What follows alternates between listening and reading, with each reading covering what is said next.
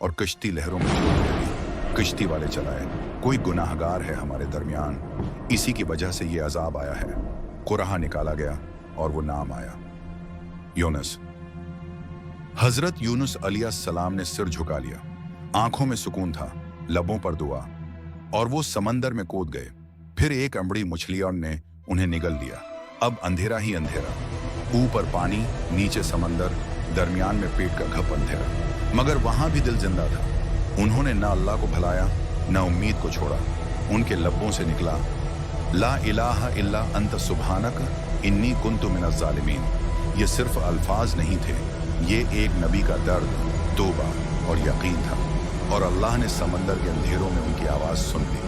अल्लाह ने हुक्म दिया, ए मछली, मेरे नबी को छोड़ दो। हमने उनकी दुआ कबूल कर ली। मछली ने उन्हें साहिल पर फेंक दिया। वो कमज़ोर थे, नहीफ थे, लेकिन अल्लाह ने उनके लिए एक तीना गद्दू का दरख्त लगा दिया ताकि साया मिले, आराम मिले, जिंदगी लौटे। वहाँ लेटे हजरत यूनुस अलैहिस्सलाम